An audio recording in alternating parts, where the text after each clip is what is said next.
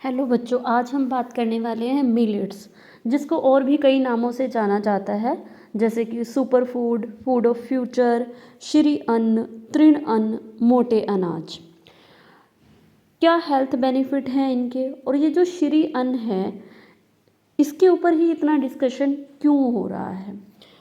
जो मिलेट्स होते हैं उसमें मेनली हम बाजरे को करते हैं कि ये बाजरा इसमें आता है। इसके अलावा ज्वार, रागी, कंगनी, ये कुछ और 8 प्रकार के अनाज हैं जिसको हम मिलेट्स में इंक्लूड करते हैं। मोटे अनाज ही क्यों? सबसे पहले क्योंकि इसके बहुत सारे हेल्थ बेनिफिट हैं।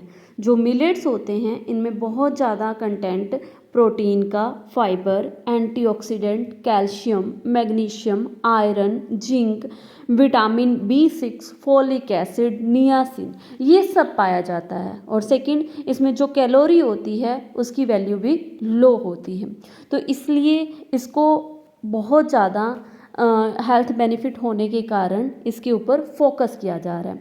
दूसरा कि इससे किसानों को भी फ़ायदा होगा। किसानों को क्यों फ़ायदा होगा? क्योंकि ये इसको उगाने के लिए बहुत ज़्यादा फर्टाइल सॉइल की ज़रूरत नहीं पड़ती। तो फर्टाइल सॉइल की ज़रूरत नहीं पड़ती तो इसीलिए इसको हम कहीं भी उगा सकते हैं, और अगर हम ज़्यादा उगाएंगे तो इसको हम एक्सपोर्ट कर सकते हैं। इससे हमारा इकोनॉमी भी बहुत ज़्यादा डेवलप हो सकती है। एक्चुअल में मिलेट्स क्या होते हैं?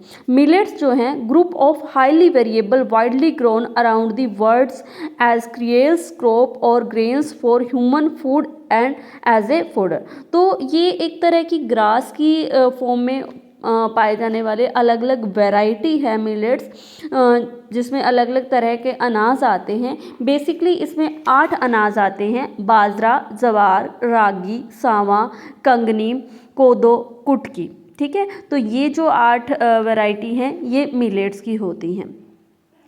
मिलेट्स जो होता है इसमें फाइबर, प्रोटीन का कंटेंट काफ़ी अच्छा होता है, तो इसीलिए हमारी सरकार ने जो 1 फरवरी 2023 को बजट आया था उसमें भी इसके ऊपर डिस्कस किया गया था। श्री अन्न योजना चलाई गई, तो इसका मेन फोकस क्या था? मोटे अनाज को बढ़ावा देना।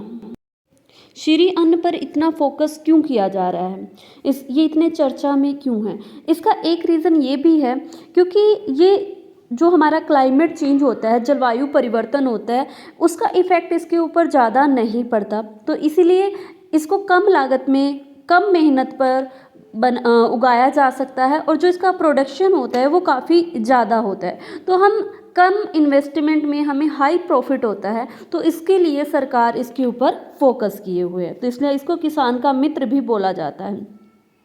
इसके अलावा इसमें दूसरा मेन मोटिव जो हमारी सरकार का है वो ये है कि दुनिया भर में भारत को श्री अन्न का ग्लोबल लीडर बनना है, ताकि क्योंकि हमारी जो इंडिया का क्लाइमेट है वो मोटे अनाज को उगाने के लिए परफेक्ट है। तो तीसरा रीज़न ये भी है कि लोगों को पोषक युक्त जो न्यूट्रिएंट रिच अनाज मुहैया करवाना। चौथा रीज़न ये है कि जो आदिवासी और सूखाग्रस्त एरिया के जो लोग हैं उनको कुपोषण से मुक्ति देना। पांचवा, किसानों की आय को दोगुना करना, और सभी लोगों के लिए एक अच्छा न्यूट्रिशनल रिच जो डाइट है वो प्रोवाइड करवाना। अब बात करते हैं टाइप्स ऑफ मिलेट्स।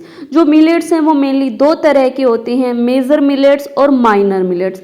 ये जो क्लासिफिकेशन किया गया है ये उनके दानों के साइज़ के अकॉर्डिंग किया गया है कि मोटे दाने वाले अनाज और छोटे दाने वाले अनाज। जो मोटे दाने वाले अनाज होते हैं उनको मेजर मिलेट्स बोला गया है, और जो छोटे दाने वाले अनाज हैं उनको माइनर मिलेट्स बोला गया है। मेजर मिलेट्स में यहाँ पर 2 कैटेगरीज रखी गई हैं, पर्ल और सोरगम, यानी कि बाजरा और ज्वार। बाकी के जो मिलेट्स हैं उनको साइज के अकॉर्डिंग माइनर मिलेट्स में रखा गया है, जिसमें रागी, कुटकी, कोदो, कोदरा, चेना, तो ये सारे जो कंगनी, सावा, ये सारी जो वैरायटी हैं ये किस में आती हैं? माइनर मिलेट्स में आते हैं। इनके बहुत सारे जो हेल्थ बेनिफिट हैं। श्री अन्न की अगर हम बेनिफिट्स की बात करें तो इसके बहुत ज़्यादा बेनिफिट हैं। पहला कि इसमें ट्रीट कोरोनरी आर्टरी डिसऑर्डर, अगर किसी पेशेंट को, किसी बंदे को हार्ट से रिलेटेड कोई डिसीज़ है तो उसमें, उसके रिकवरी में, उसके ट्रीटमेंट में जो मिलेट्स हैं वो बहुत हेल्पफुल हो सकते हैं। दूसरा, हेल्प इन वेट लॉस, तो वजन को कम करने में ये काफ़ी बेनिफिशियल हो सकते हैं। Reduce risk of colon cancer, cancer के रिस्क को ये कम कर सकते हैं। Help in decrease high blood pressure, वो पेशेंट जो उनको बहुत बीपी की प्रॉब्लम रहती है, हाई बीपी की, तो उनके द्वारा इसका यूज़ किया जा सकता है।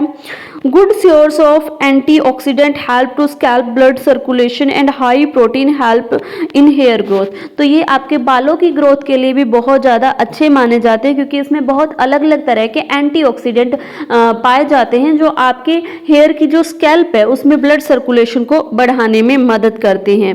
इम्प्रूवमेंट इन स्लीप, आपकी नींद को में इम्प्रूवमेंट लाते हैं, नींद में सुधार ला सकते हैं। हेल्प इन मेंस्ट्रुएशन क्रैम्प्स, जो मेंस्ट्रुएशन में क्रैम्प्स आते हैं उनके पेन को ये कम करने का काम करते हैं। हेल्प इन स्लोइंग डाउन मसल्स डिग्रेशन, जो मांसपेशियां हैं, मसल्स हैं, उनको डिग्रेड होने से बचाते हैं। हेल्प इन लोअर कोलेस्ट्रॉल के लेवल को कम करने का काम करते हैं। ग्लूटीन फ्री डाइट, सबसे मेन पॉइंट क्या है कि जो आप गेहूं खाते हो उसमें ग्लूटीन का कंटेंट बहुत ज़्यादा होता है, तो उसके कंटेंट, बाजरा में ग्लूटीन का कंटेंट बहुत कम होता है, तो इसीलिए भी जो मिलेट्स हैं इनको बढ़ावा देने की बात की जा रही है। इसमें प्रोटीन का जो कंटेंट है वो काफ़ी अच्छा होता है, तो हेयर, नेल्स, इनकी ग्रोथ में काफ़ी, और आपकी स्किन की इम्प्रूवमेंट में ये काफ़ी हेल्पफुल होते हैं। प्यूरिफाई ब्लड, आपकी किडनीज को, ब्लड को प्यूरिफाई करने में ये हेल्प करवाते हैं। तो जो मिलेट्स हैं उनमें बहुत सारे बेनिफिट है, स्पेशली जो डायबिटीज़ के पेशेंट हैं और जो हार्ट पेशेंट हैं उनमें उनके लिए लो ग्लाइसेमिक जो फूड चाहिए होता है वो मिलेट्स में ये सारी जो क्वालिटीज़ हैं वो पाई जाती हैं। अब बात करते हैं कि हमने इसके बेनिफिट की बात कर ली, अब कि क्योंकि कोई भी चीज़ अगर हम एक्सेस में लेंगे तो उसका कोई ना कोई नुकसान भी होगा, ठीक है, तो क्या सावधानियां हमें बरतनी चाहिए मिलेट्स का यूज़ करते टाइम। सबसे पहले, try to consume organic unpolished millet, यानी कि जो मिलेट्स है वो ऑर्गेनिक मिलेट से यूज़ किया जाना चाहिए, अनपॉलिश्ड होने चाहिए, उनके ऊपर किसी तरह का कोई केमिकल नहीं लगा होना चाहिए। Second, consume only one type of millet in a day, एक दिन में सिर्फ आपको एक ही तरह का मिलेट्स का यूज़ करना है, सभी मिलेट्स को एक दूसरे के साथ मिक्स करके यूज़ नहीं करना। Third point, always presoak millet for 6 to 8 hour before using, उनको यूज़ करने से पहले 6 से 8 घंटे के लिए आपको उनको भिगो देना चाहिए। Don't consume one type of millet continuously, rotate them, और लगातार कई दिनों तक भी एक ही तरह का मिलेट्स का यूज़ नहीं करना चाहिए, उसको रोटेट करते रहना चाहिए, बदलते रहना चाहिए। Roast the millet for few minutes to enhance the nutty flavour, और उनको बनाते टाइम उसको थोड़ा रोस्ट कर लेना चाहिए ताकि उनका, उनमें जो फ्लेवर है उसको और बढ़ाया जा सके। सर्व मिलेट ऑलवेज हॉट और वार्म, जो मिलेट्स हैं उनका जो सेवन है वो हल्का गर्म ही यूज़ किया जाना चाहिए। तो ये कुछ प्रिवेशन हैं, और दाल, मिलेट्स वगैरह में भी हम इसको बनाकर यूज़ कर सकते हैं। जो कंजप्शन है मिलेट्स का, कई बार उसके एडवर्स इफ़ेक्ट भी आ जाते हैं, क्योंकि उनमें कुछ ऐसे सब्सटेंस पाए जाते हैं जैसे कि गोइट्रोजन नाम का एक केमिकल इनके अंदर पाया जाता है, तो जो थायरोक्सिन हार्मोन के लेवल को थोड़ा कम कर देता है, तो जो थायराइड पेशेंट्स हैं उनको इनका यूज़ नहीं किया जाना चाहिए।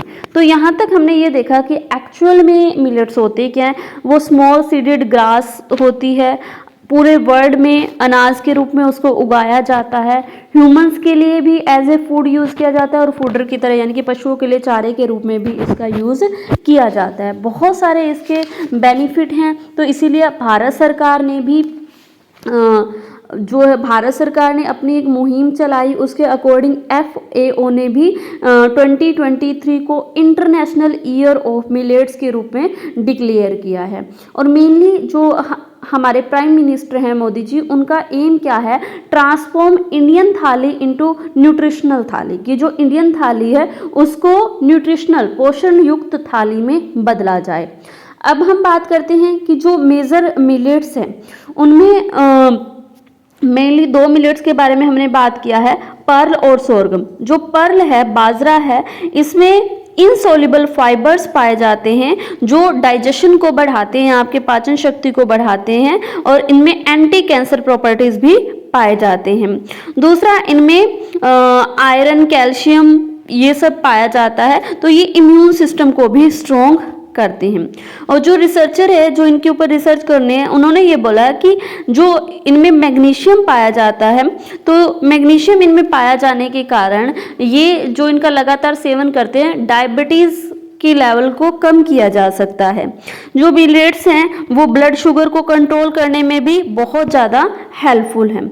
जो डॉक्टर कादिर वाली हैं, उनके अकॉर्डिंग 3 तरह के मिलेट्स की कैटेगराइजेशन की गई है। पहला है पॉजिटिव, दूसरा है नेगेटिव और न्यूट्रल। पॉजिटिव का मतलब से ही, नाम से ही पता चल रहा है, ऐसे जो बहुत ज़्यादा बेनिफिशियल होंगे, जिनके कोई साइड इफेक्ट नहीं होंगे, कोई बीमारी नहीं फैलेगी, उनको बोला जाता है पॉजिटिव। जैसे कि फॉक्सटेल, लिटल, कोदो, बार्नयार्ड, ब्राउन टॉप, ये सारे पॉजिटिव हैं। इनमें 8 से 12% तक फाइबर होता है, हीलिंग पावर इंक्रीज करते हैं। दूसरा आता है आपके न्यूट्रल ग्रेन्स, जिनमें 3 से 6% क्या होते हैं, फाइबर होते हैं, कोई बीमारी इनसे नहीं फैलती, जैसे कि ज्वार, बाजरा, फिंगर, प्रोसो और कोड। थर्ड है नेगेटिव ग्रेन्स। नेगेटिव ग्रेन्स वो होते हैं जिनके कारण कोई ना कोई बीमारी फैलती है, और इनमें इन्होंने 2 मेन जो हमारे फूड का मेन आइटम्स हैं, जैसे कि गेहूं और चावल, इनको रखा गया है कि ये नेगेटिव ग्रेन्स हैं, इनकी वजह से बहुत सारी बीमारियां फैलती हैं, जैसे कि कोलेस्ट्रॉल का बढ़ जाना, डायबिटीज़ का बढ़ जाना, क्योंकि इनमें ग्लूटीन वगैरह पाया जाता है, या वेट का इंक्रीज हो जाना। तो लास्ट में कंक्लूजन है कि जो मिलेट्स होते हैं वो एक्स्ट्रा ऑर्डिनरी न्यूट्रिशनल वैल्यू रखते हैं, बहुत सारे न्यूट्रिएंट इनके अंदर पाए जाते हैं। तो हमें भी अपनी जो थाली है, अपनी जो डाइट है, उनमें जो मिलेट्स है उसको शामिल करना चाहिए। Thank you.